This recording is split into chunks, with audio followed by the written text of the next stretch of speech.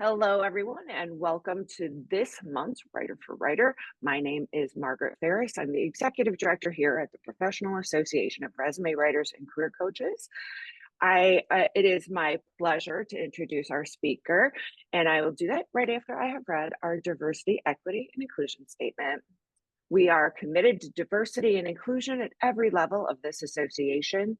Diversity and inclusion includes but is not limited to age, gender, race, religion, ethnicity, disability, appearance, sexual orientation, gender identity, personality type, and geographic location. We understand that diversity and inclusion allows us to make better decisions because we are exposed to different opinions, perceptions, values, and experiences. This goes hand in hand with our code of ethics, which is you can find on our landing page on our website, earwcc.com.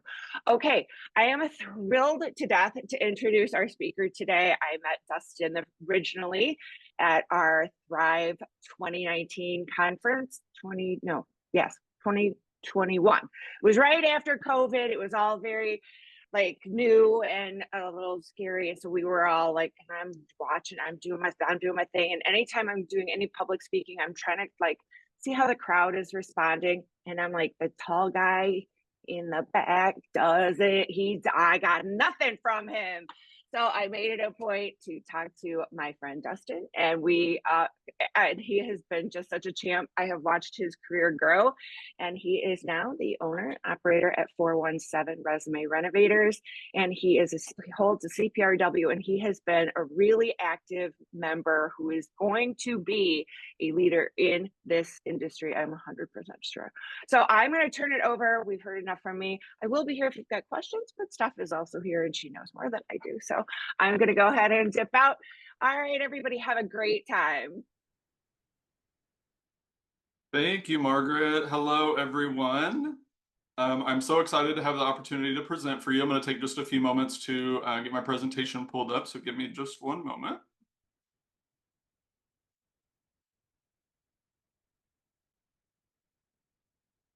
And Steph, if you can let me know if everything is correct or looks...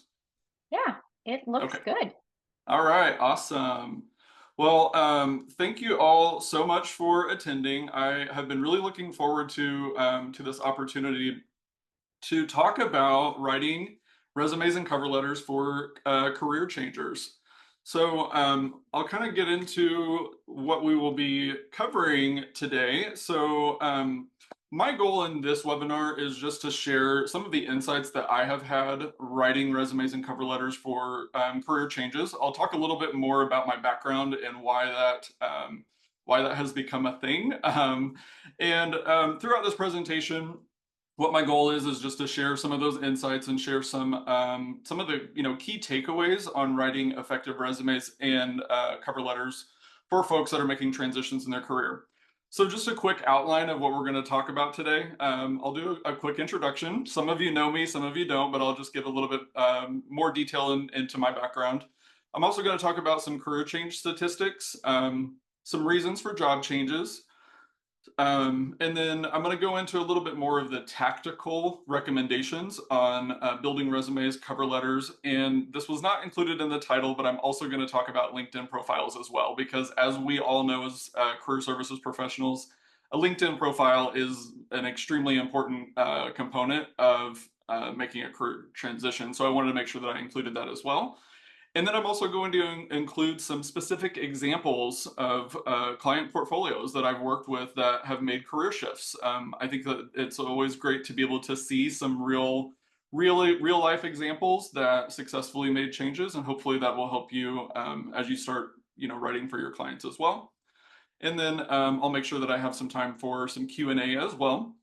On the subject of the Q&A, I know that there's probably going to be some questions that come up, and to make sure that I can get through all of my slides and all of the content, what I've done is I've broken up the Q&A into two sections. So I'll have a Q&A midway through, and I definitely encourage you to ask questions throughout then. And then I'll also have a designated Q&A at the end, just so we can make sure we capture any of those last minute questions that you have before you all get back to your day. So let's go ahead and get started. So as a quick introduction, my name is Dustin Beasley. I am a certified professional resume writer. I'm a career coach, and I'm also the owner of 417 Resume Renovators. I have had my business. I started it on the side while I was working a full-time job in 2021, and just quickly understood that the career services space and helping job seekers was something I was way more passionate about than my job. So in 2023, I decided to take my business full time. Um, but prior to that, I have been writing resumes for probably more than a decade. I spent 15 years in operations management and leadership development for T-Mobile USA. And during that time, I sat on a lot of hiring panels. I was a part of a lot of recruitment events. I looked at a lot of resumes, and I also sat down with folks that were looking to promote in their career at all different levels, from manager all the way up to VP. And it just gave me a lot of really hands-on experience on what an effective resume has, and led me to the career path of starting my side business, which ultimately turned into now my full-time career. Um, on top of that background, I have been a member of Park since 2021. I love this organization. I love being a contributing member. I was so excited whenever I was asked to host a webinar, because I've joined a lot of these webinars and I've learned so much, and I've also, taken so much information away from the resource library as well. So I hope that I can be as helpful of a resource as many others have been before me. And just a little bit about my credentials. So I am a CPRW. I earned my CPRW last year in September. And I've received a few designations and awards since starting my resume writing. So I was named one of the top 10 career coaches and resume writers by Career Benders, Inc.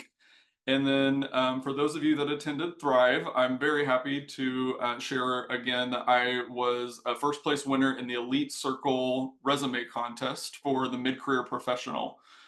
It's a huge honor for me. I've got my certificate sitting in my in the background. I'm very, very proud of that designation, and very much encourage anybody to join that contest as well. So enough about me. Let's talk about some career changes. To get started, I love to just open with a quote that is kind of around the subject that we're talking about. So I found this one and I felt like it really kind of set the stage well. So your career is like a garden. It can hold an assortment of life's energy that yields a bounty for you. You don't need to grow just one thing in your career. You do not need to do just one thing in your career. That's by Jennifer Ritchie Payette. This quote really spoke to me because whenever I started out in the career world, I was under the impression that my jobs were going to look just like my parents, staying in the same career for 30 years, not making any changes, not really making a whole lot of promotions, and just being happy with that one career until I retire. As we all know, the changing landscape that has happened, how people feel about meaningful work and the balance of life and work, that's different. So I'm going to share some statistics that kind of give a little bit more detail into what that looks like. So the average American worker changes jobs 12 times with an average tenure of 4.1 years at each job. Now, keep in mind that's an average, so there's going to be, more or less depending on what industries folks are in, where their fulfillment is with work. But this really spoke to me because when you think about 12 jobs over the course of a lifetime or until retirement, that's a lot of jobs, that's a lot of career shifts, and that's most likely not going to be in the same industry. Another statistic that I found was the average age for a career change is 39. Kind of staying in that same lane of ages and career changes, people that are under 24 years old are likely to change jobs more frequently than those that are over age 45. I think we all probably have some specific examples in both of those categories, and there's a lot of conversations around generational feelings about work and how it is kind of represented and where folks are making their investments and what they feel is important. Lots of conversations that can be about this, but I feel like this statistic is it speaks to me because the average age for the career change being 39, that's the age that I am today. So me making the change and moving from my corporate career into full-time entrepreneurship aligns right with this statistic, and I'm sure some of you have some stories that are very similar. And then finally, this one is the one that that hit me, I think, the most, that 70% of the workforce is actively looking for a career change. Again, this is kind of an average, so not everybody, but 70%, more than half of the workforce is actively looking for a career change. The thing that I kind of take away from this is those of us that are in the career services space are highly, highly needed. There are a lot of folks that are looking to make career changes and they don't really know how to navigate these. They don't know what their resumes need to look like, what their cover letters need to look like. And that's where they can rely on professionals such as us to guide them to make that career transition. So, talking about some top reasons why people change jobs, I captured just a few of these. There is an exhaustive list that could probably fill up 4 or 5 more of these slides, but I wanted to kind of capture the main ones. So, the top reasons why people change jobs: lack of opportunity, excessive or too little work, bad management, toxic workplace or culture, career advancements or promotions, better salary and financial stability, lack of rewards and benefits, and then most importantly, and I think what is really most current right now, is improved work-life balance. I can confidently say there's quite a few of these points that led me to make my career change. And I'm sure these are probably things that have come up in your client consultations or just, conversations with job seekers that kind of align with these categories as well. So, kind of talking about career change, a very important part about it is mindset. And some of the challenges that are faced by career changers are not going to seem foreign, but I think it's important for us to understand what folks might be feeling before we can go in and we can support them.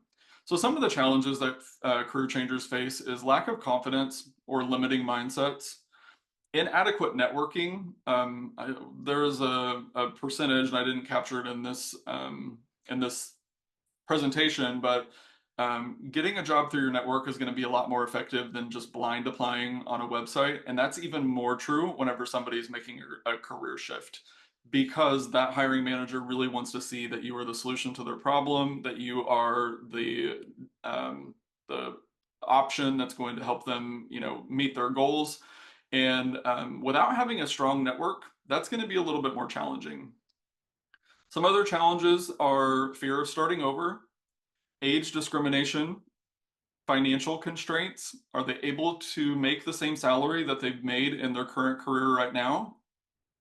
And then I think one of the more important ones is not knowing what they want to do next, not knowing what kind of career they want to change to, but they know that they have to do something different.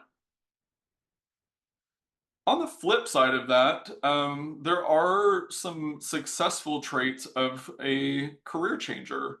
One of them is being open and curious. So, being able to explore different types of careers and understanding that you don't have to do the same thing your entire life.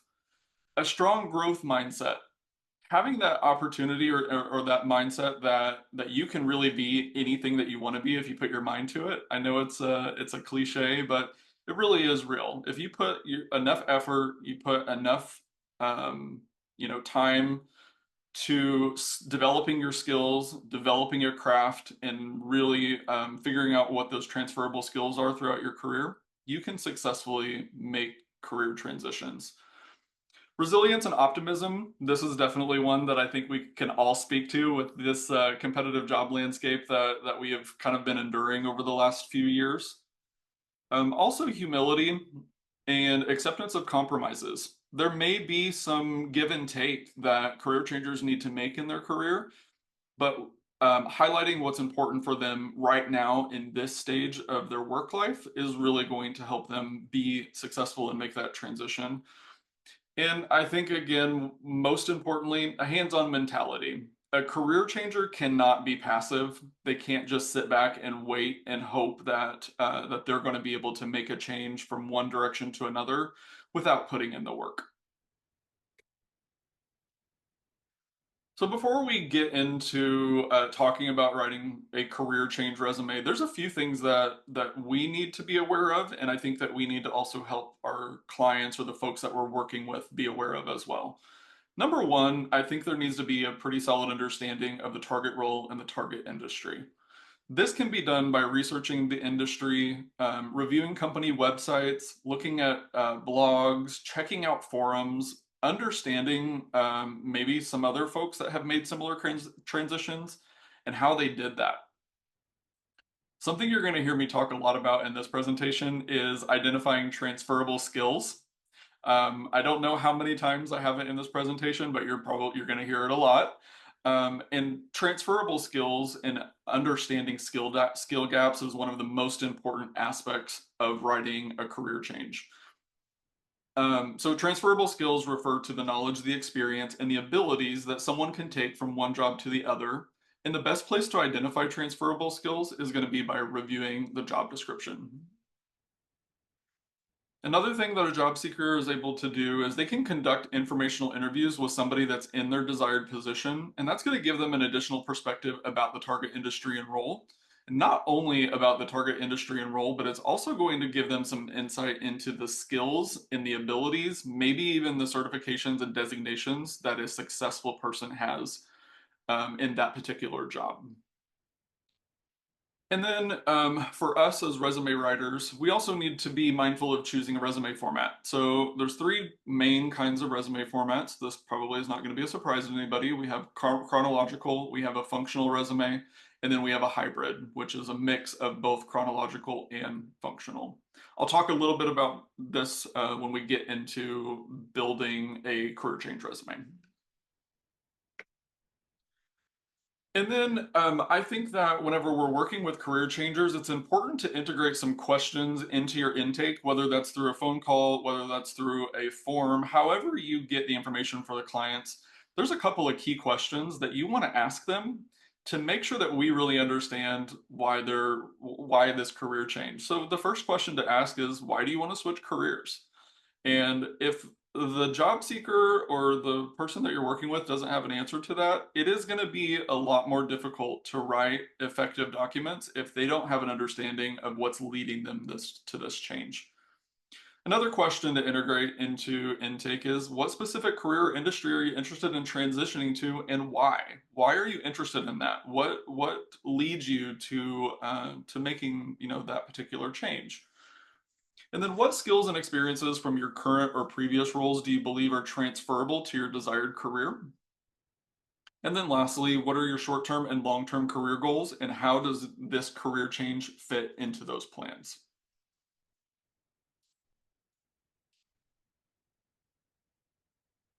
All right, so now that we've talked a little bit about the career change statistics and we've talked a little bit about the mindset that a career changer is going to need, let's get into some of the tactical stuff. And basically the way that I've set this up is I've set this up in a standard resume format, starting from the top, or what section would be first, and then going down. So after your contact information, which we all know needs to be current, needs to make sure that we have one phone number, one email address, professional email address, location and not full address. The next thing after that is going to be the resume headline. And for a career change resume, putting the career change target front and center on our resume with a one-line headline that includes the desired job and industry is going to immediately show the reader of that resume that you are at least somewhat qualified for the job, or you are applying your resume towards the right open career. So I've provided a couple of examples here. Career target, human resources generalist, an aspiring financial professional, doctor of occupational therapy candidate, a future elementary educator, or a target role, account manager with Salesforce. This one is very direct. It's very clear. A Salesforce recruiter, if you're applying to a job at Salesforce, is going to know that this is not a generic resume, that you have actually tailored this resume headline for that open position. Next, for a career change resume is crafting a captivating career summary. It's kind of a mouthful that I made for that little title, but the career summary, I think, is one of the most important aspects of displaying those transferable skills and experiences for a career shift. So, how do you create a captivating career summary? Well, the first thing that you're going to do is you want to review the job description for commonalities between the professional background and the employer's requirements. You also want to summarize work experience, education, and transferable skills that best match the qualities that are stated in the job posting. You can review the list of characteristics of a successful candidate and identify the attributes that best describe you. And for a career summary, I usually recommend no more than 4 to 5 sentences. I know there's probably going to be varying opinions on that, and you write your summary the way that you feel best and you feel most confident. But what I have found in today's age with very short attention spans, the less amount of information that you have in a summary, the less that has to be read, the more you're going to be able to capture all of that important information that sets your client up for success. Then moving down the resume, we talk about key skills or the core competencies section. So once again, this area is where we want to focus on relevant skills that demonstrate qualifications for the position. We want to emphasize the core hard skills that are required to do the job. And then we also want to integrate a few soft skills to create a balanced list. Something you're going to see a lot of. Your job description is going to be the best reference for this. Referencing the job description for the best keywords is where you're going to be able to identify what your client has, what they need, and how we kind of bridge that gap. A good number for key skills and core competencies is going to be 9 to 15 skills, give or take a few. That's where I've kind of found to be a sweet spot. That will change, or that can vary based on the career level that you're working with. Somebody that is entry level, just starting out into their career, may not have as many skills as somebody that is very tenured and is maybe in those higher levels, manager and above.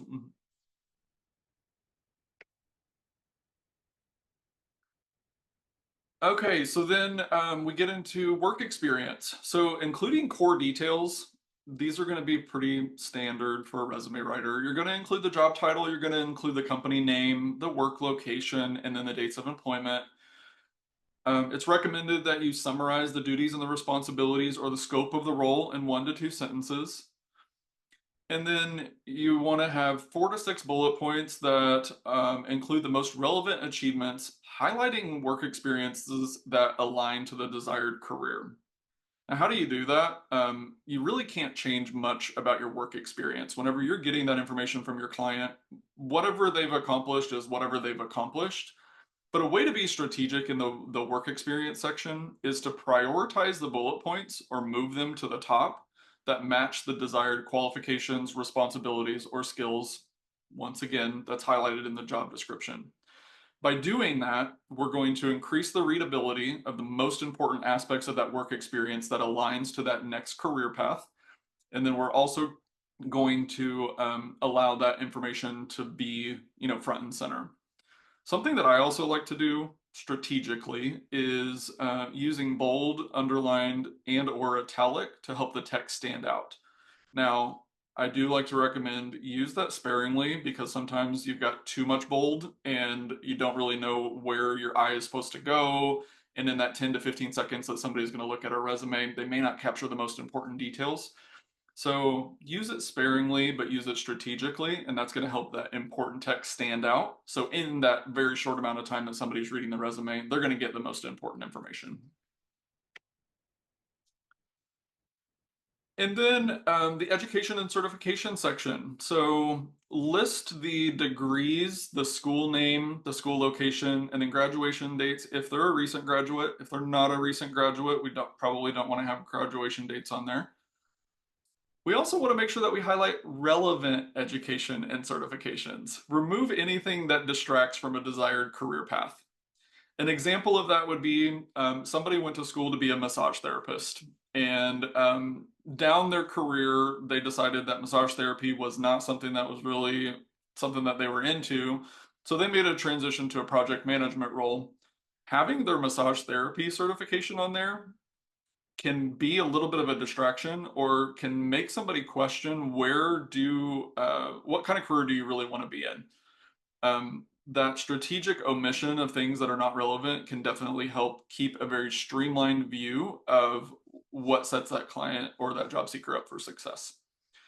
Something else in the education certifications is sharing coursework or projects that are related to the new career. That's going to be especially helpful for a new graduate or somebody that's entering, the workforce, that doesn't have a lot of work experience, but they want to show that they've at least taken some time and investment in that direction.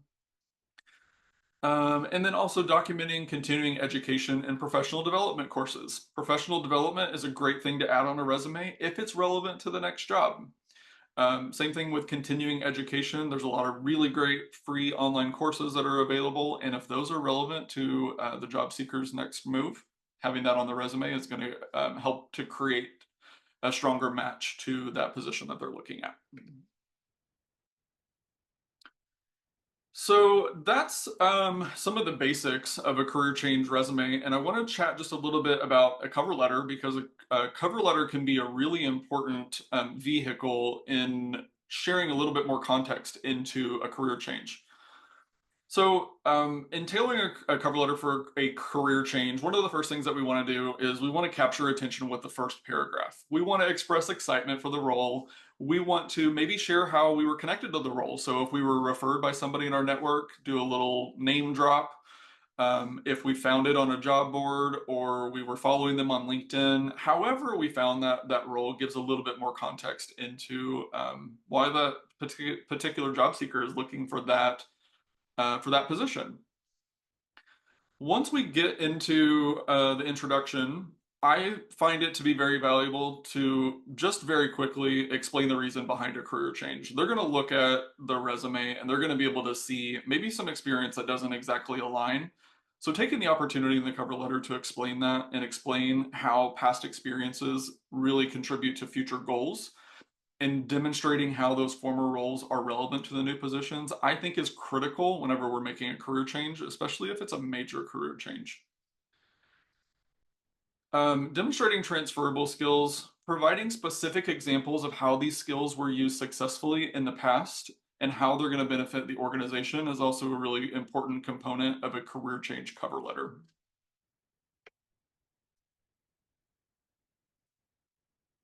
Continuing with the cover letter, showing off enthusiasm and knowledge. So highlighting your research and the alignment of the job seeker to the company's mission, to their values, and to their goals, I think is a very important aspect of a career change cover letter. Noting any courses, certifications, or additional training that's related to that career path is also going to be really helpful. I think the most effective cover letters are when we focus on what the job seeker can offer the organization. We know that there's a lot of statistics out there that a large number of recruiters and hiring managers are not looking at cover letters. But whenever we're looking to tell the story of why we're making this career shift, focusing on those skills, those experiences, and the achievements, and how we can contribute to the organization's success is going to set your cover letter or your client's cover letter apart when we focus on what those transferable skills can do for the organization. And then closing out the cover letter, reassuring the commitment and the readiness. So anticipating and addressing any concerns the hiring manager may have about the career change and being honest and positive about the career journey and the future goals. The cover letter is a really great place to explain any career gaps. On top of that, the cover letter is also a very effective place to tell a little bit more of the story about why this career path, why now. And those intake questions that I shared a little bit earlier are going to be a really great bridge to building a cover letter for a job seeker that's going to help highlight that value that they can bring to an organization. And then I would be remiss to talk about career changes if we didn't discuss LinkedIn profiles. A LinkedIn profile, a very well optimized LinkedIn profile, is a great complement to a resume and a cover letter.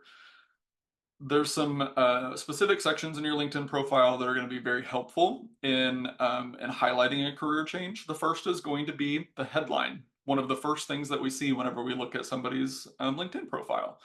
So updating the headline to reflect the new career goals and I'm going to put just a little asterisk on here, as long as it is not going to affect their current employment, can be very helpful. So I provided an example here: an aspiring data analyst, expertise in statistical analysis and data visualization. That would be a very strong headline from somebody that is looking to transition into data analytics and wants to highlight specifically their ability to build Power BI dashboards and how to do statistical analysis using, different data analysis tools. Another really great section is the summary. So rewriting the profile summary to emphasize enthusiasm for the new field. And once again, the word of the day, highlighting transferable skills. For a career change LinkedIn profile, tailoring the work experience to showcase accomplishments and skills that are relevant to the new career or industry can be helpful as well. Following by the same playbook that I talked about with the resumes, prioritize the bullet points that are going to emphasize those transferable skills and experiences aligned with the job description or that career path, and minimize or move the bullet points that aren't relevant or maybe are a little bit of a distraction towards the bottom, or take them off completely. And then following in the same lane as the resume, highlighting any of those relevant courses, certifications, or training programs that they're taking. LinkedIn Learning is a really great tool, and I encourage anybody that's making a career shift to not only utilize LinkedIn Learning, but to post the LinkedIn Learning completions on their profile. So when somebody's looking at that information, they can quickly see that they've invested the time and energy into sharpening those skills that maybe did not come very easily, or they didn't have the opportunity in one of their former roles. That will be helpful for that career, that next step in their career. So I know that was quite a bit of information talking about the tactical part of career change resumes. I want to take a moment to just pause and capture any questions, have any dialogue with anybody on what I've shared, or just maybe some questions that have come up with your own career change resumes or cover letters.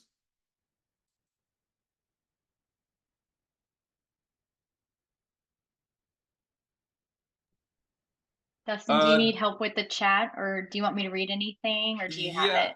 Yeah, I do not have access to the chat. So if you can help me with that, that would be helpful. Sure. Okay. So first question, do you have any suggestions for resources on resume design / professional templates? Oh, that's a good question. I will be transparent in saying that I don't use a resume template. I design my resumes from scratch, because I found that templates don't always meet my needs. So unfortunately, I don't have any great resources for resume templates. If there's anybody on this call that has any resources and wants to drop them in the chat, I would love to see those as well. But I don't have any off the top of my head. I'm sorry. Another one, why should a grad date be included for a recent grad? Can we do without graduation dates? Oh, okay. That's a great topic, and similar to lots of things in the career services space, I think that there's a lot of different opinions on what works and what doesn't work. What I have found and what I've advised my clients on is if it's been more than 5 years since they've graduated, we get into not only age discrimination, but just figuring out what your age is by doing some reverse math. So by having the graduation date for anybody that's graduated more than 5 years, that kind of runs into that territory of them being able to compare what your age is to somebody else. Why I like to include graduation dates for a recent graduate is the recent graduates that I have written resumes for don't have a whole lot of work experience.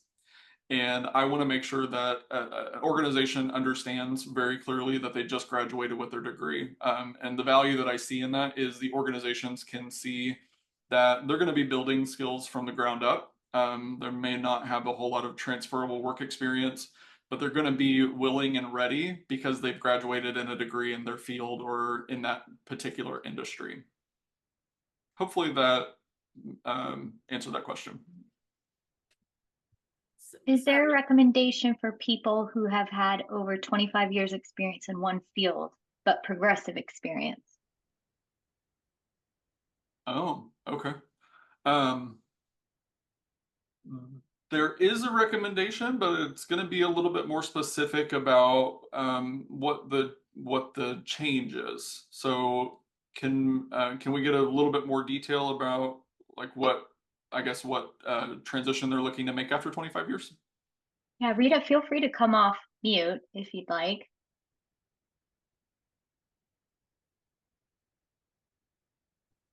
Hi, yes. I had a client who has years of experience in higher ed, but now he wants to transition to something in hospitality field.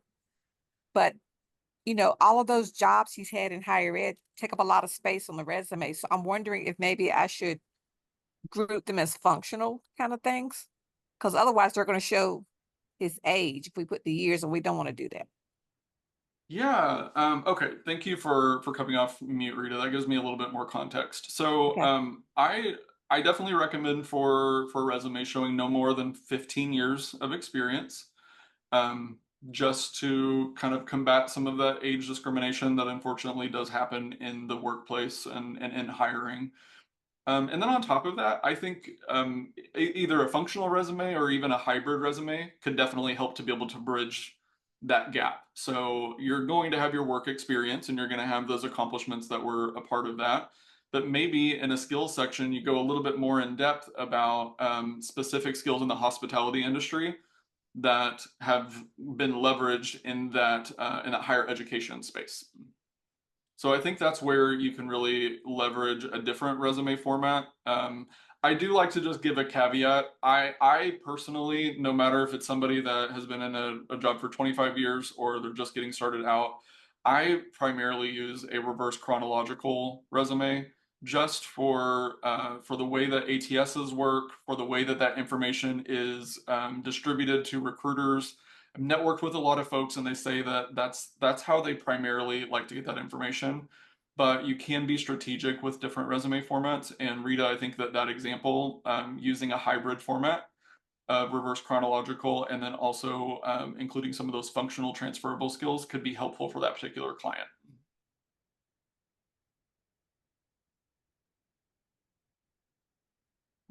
Okay, I'm caught up. We recently worked with a client who has experience in healthcare and customer service, but wants to be a court reporter. She has few skills that would apply. Many skills are soft skills. We did highlight that she types 59 words per minute, but how might you address the lack of hard skills? Oh, that's a good one. I've actually encountered quite a few clients that have had a similar story. And if they're wanting to make a move from, let's say, customer service to court reporting, this would be a really great opportunity for them to immerse themselves in as much about court reporting as they can. So maybe taking a couple of like training courses, maybe doing some online research, even going so far as to set up those informational interviews with somebody that does court reporting. Most likely somebody that's in that industry or in that job probably had a different job before then, and they probably made a career shift themselves. And I think whenever somebody is lacking some of the hard or the technical skills of the role, I think that leaning on informational interviews, on networking, on getting as much information and as much research about that role as possible will help to overcome maybe some of those gaps that they have. But I'm always an advocate of if you've got a skill that's missing and there's an online resource or there's something that you can do to sharpen it, taking advantage of that is going to show that you've got the desire and you've got the commitment in making that career change. Dustin, one of the issues we run into, that was a question from Dean and I, is that our clients are low income. And so they don't have money to pay for trainings and things like that. And so I'm kind of just curious about, obviously that's usually not someone you would run into in your business, but if someone can't afford to pay for trainings, so that's not something we can recommend. Yeah, I just don't even know what to do with that. You know what I mean? Yeah, and it's a frequent challenge that I even run into where I'm located. Cost of living is a little bit lower, wages are a little bit lower. And folks don't always have a lot of disposable income to apply toward those trainings.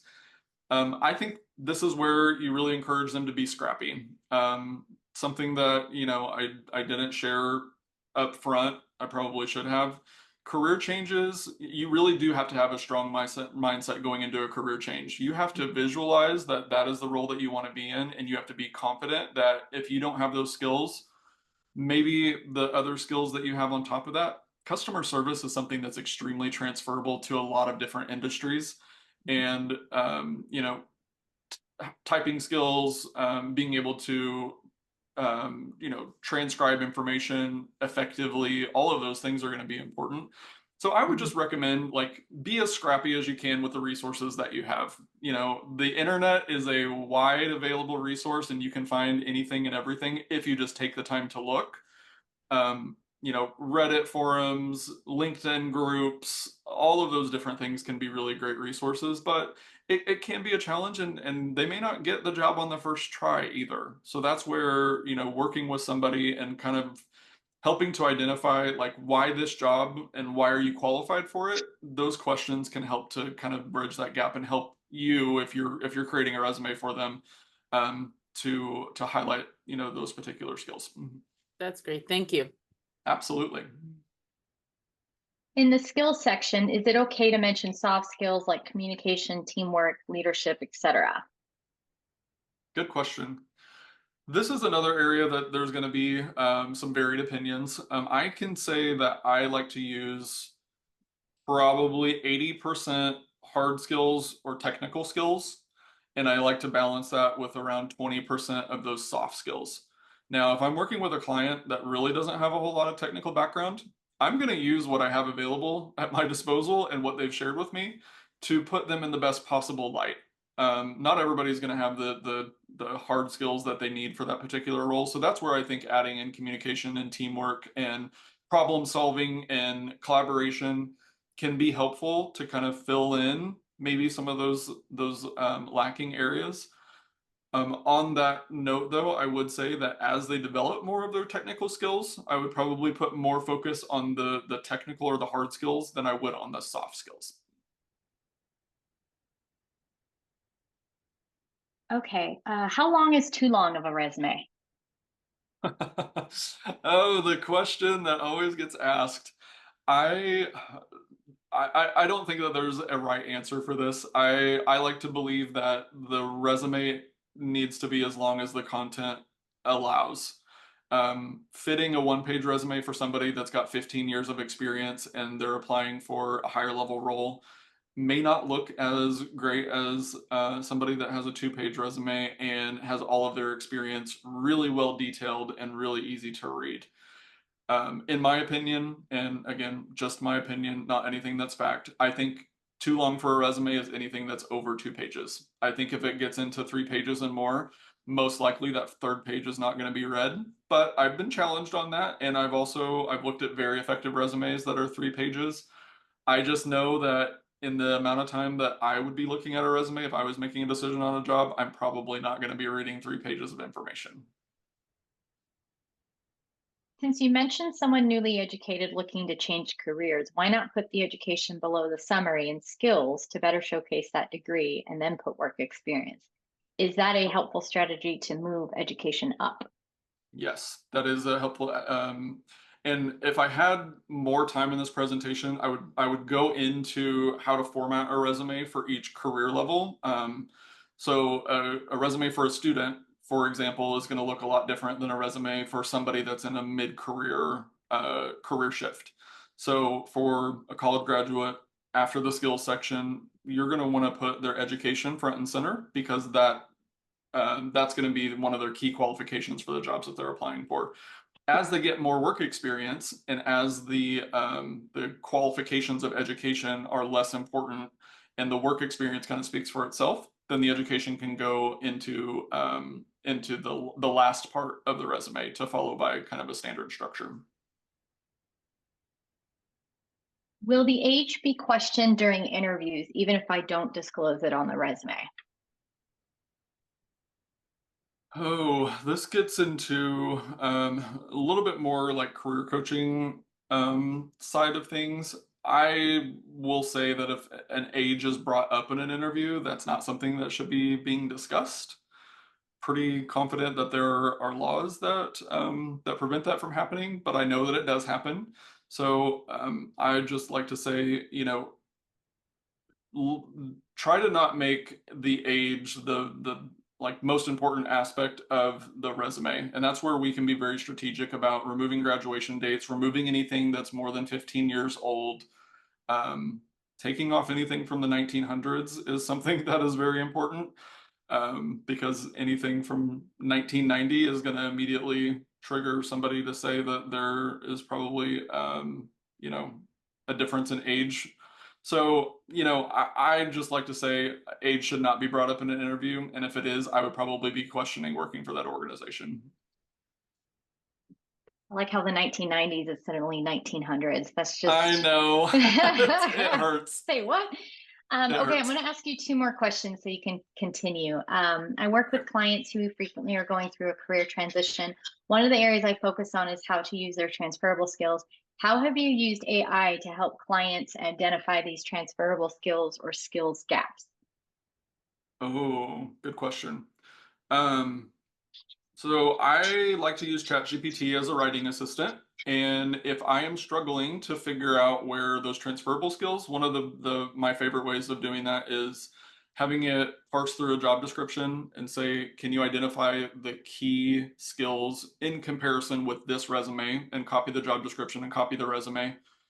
And then I kind of let it, you know, parse through and give me some information, and then I will use that not as fact, but I will use that to kind of identify a couple of key areas, and then you know, utilize that to you know, have conversations with my client and figure out what do we need to highlight. So using Chat GPT to parse through a resume and identify what are the most important skills that are highlighted in that job description can be very effective in accomplishing that goal. All right, I'll stop there so you can continue.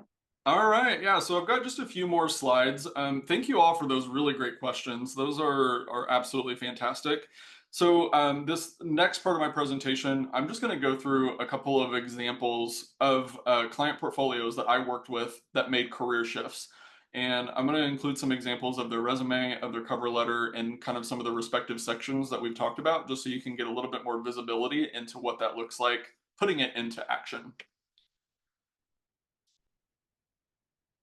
Okay.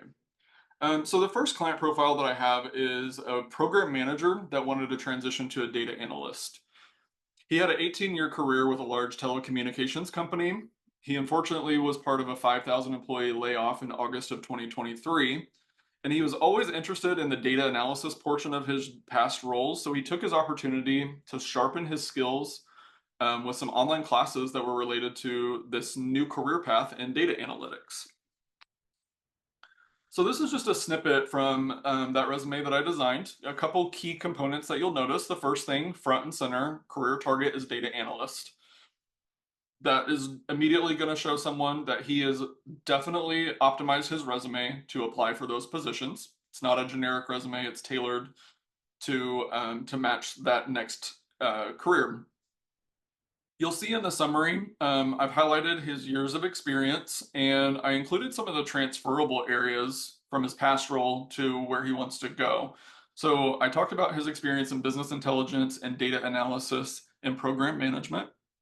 And I think in the summary, the most important aspect whenever you're writing for a career change is putting it front and center. I'm transitioning to a career in data analysis to help shape business strategies, improve productivity, and influence key decisions. This key skills section was designed where I wanted to make sure that it was understood that he does have skills in program and project management. That's where a lot of his background comes from. But you'll notice in the second and third kind of columns, I really focused on data mining, data visualization, resource allocation, machine learning, data science, and analyzing big data. So I really took the key skill section and I made sure that it was very optimized for that next career path. I went a little bit further on this technical resume, and I included the technical and software skills because there were a lot of the job descriptions that were asking for SQL and Tableau experience. they were also asking for experience in Python. And we took that even a step further, and we went into all of the areas of Python that he has experience in. Most of those I don't even know how to pronounce, but I know that they were correct because I did a pretty thorough internet search to make sure that they were all spelled correctly, because some of these are a little bit strange. Taking this a little bit further for this client profile, in the education and certification section, I wanted to highlight that he is completing his IBM Data Science Professional Certificate with Coursera. He had also completed his Data Analyst Nano degree and Programming for Data Science with Python Nano degree from Udacity. And I also wanted to highlight that he had some college, so he completed 50+ hours towards a Bachelor of Science in Computer Information Systems at the Regis University and Red Rocks Community College. This is an example of the cover letter that I wrote for this particular client. You don't have to read it all, but I just wanted to highlight this to show some of the key areas that I highlighted. So in that first section, I talked about the the role and the company name. I talked about why he was excited to apply for that role. And then I created a bridge of what he did in his career with T-Mobile and how he utilized reporting and analytics to improve processes and drive strategic decision making. Went a little bit more in depth about that, talking about reports and trackers. And then I also, because he wanted to make sure that the conversation about him being laid off was kind of front and center, I included that right in the cover letter. After being included in a restructuring event with T-Mobile, I took time to develop my data analytics and data science skills. I've completed my degree. This is information that's on the resume, but I don't think that repeating this information is a bad thing, because it's, again, creating a bridge for this particular client. This is an example of his LinkedIn profile. So his headline is there at the top. I apologize for the poor resolution. It looks a little bit fuzzy from my side, but copy and paste was not being great with me. So I included what his headline looks like and then also an about summary. The about summary is going to complement what his resume kind of highlights, and it's going to include, again, transferable skills. I've also worked with a retail manager that wanted to go into the finance profession. So he had a 10-year career in retail management for a large jewelry company. He graduated with his Bachelor of Administration with an emphasis in finance principles. And he was burned out in retail, and he wanted to do work that he was passionate about, which was finance data analytics. So again, a snippet from his resume, career target, finance analyst, right front and center. I did want to highlight that he is a retail leader and that he does have a successful track record of driving sales growth. He was top 10 in the company, drove millions of dollars in sales and lots of process improvements for this particular organization. So I didn't want to downplay that, but I wanted to make sure that in that second sentence, I highlighted his experience in P&L and budget management, financial statement analysis, and accounting principles, because that was a key part of his role as a store manager. And then I highlighted that he was transitioning his career to the finance industry to leverage his skills in data analytics and financial operations and customer service. And then I've included a little bit of a key skills section here, P&L analysis, payroll management, strategic planning, customer service, team leadership, financial forecasting, and retail operations. His cover letter I did a little bit differently. So I included why he was excited to apply for the role in the first paragraph. And then I included some key qualifications that matched his past experience to his future career aspirations. So he has a demonstrated ability to drive sales and optimize operations. He has the ability to drive decision making, but he has that natural aptitude for mathematics, for problem solving, and attention to detail. This is a quick snippet of his LinkedIn profile. So aspiring finance professional and retail leader. I wanted aspiring finance professional to be front and center because we optimized his profile for finance positions. And then in his about section, we highlighted some of those key areas that were documented in the resume as well. And then my final example is a director of psychology and social work wanted to transition a career to a user experience researcher at Meta. She had an extensive career in leading school-based psychology and social work programs. She had a doctorate of philosophy, bachelor and master and administrative certificate in school psychology, and wanted to transition to research-based work to help develop technology that support diverse populations. Kind of the same aspect of the other resumes that I've shown. So I talk about her years of experience and her background. It was very key to this particular role. I talked about why she's transitioning to being a user experience researcher at Meta. And then in that core competency section, we use the very specific job description to highlight the key skills that she had, specifically in statistical analysis, SPSS, in analytical regressions, a lot of things that I don't really know much about, but she told me that she had that experience, so it went on her resume. We included research experience to make sure that that was front and center on her resume because it was a critical aspect from the job description. And then similar to the other cover letters that I wrote, we talked about her background in psychology. We talked about why she's drawn to Meta's innovative approach to creating experiences that enrich lives and why her research background fits what they're looking for. And I know, in the interest of time, I know we're right at the very end, so I'm gonna skip that last example. But just a couple of mistakes to avoid or pitfalls to avoid: overloading the documents with irrelevant information, forgetting the 10-second rule. Recruiters and hiring managers are taking usually 10 to 15 seconds, so all that most important information should be on the first page if it's a multiple-page resume, or in the top third of the resume if it is a one-page resume. And then show, don't tell, so demonstrate transferable skills in action in the experience section. And we don't want to forget to tailor each resume and cover letter for the target role.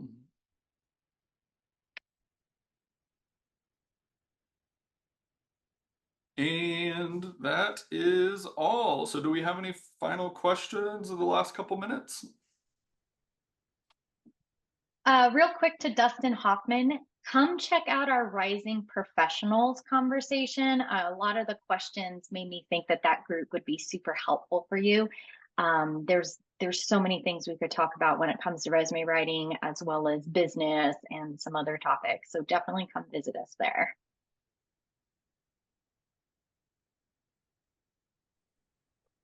Hi, Dustin. Thank you so much for being here and sharing everything. And that was a great presentation. I loved it. And can you share how people can find you if they want to ask more questions or just connect? Yes, I would love that. So if you would find it beneficial to have a copy of this presentation, you can email me. I have my email address on the screen, 417resumerenovators@gmail.com. If you are not connected with me on LinkedIn, I would love to connect with you, and you can find me at Dustin Beasley-CPRW. You will see that I'm a resume writer in my headline. Picture will match the one that's on the side, so you'll know that you're getting the right person. But I would love to continue the conversation if you have any additional questions about career changes. Great. And don't forget, this is being recorded and will be in the member webinar library, where you can check out a whole lot of different information that hopefully will be helpful to you and maybe give you an idea of things that you can present to the membership in one of these types of sessions. So we would love to see you. Thank you, Dustin, ever so much. I appreciate you. Thank you, Stephanie, as always, for being our guru for making all of these things happen. So thank you, everybody. It was great to see people on the call. Appreciated it.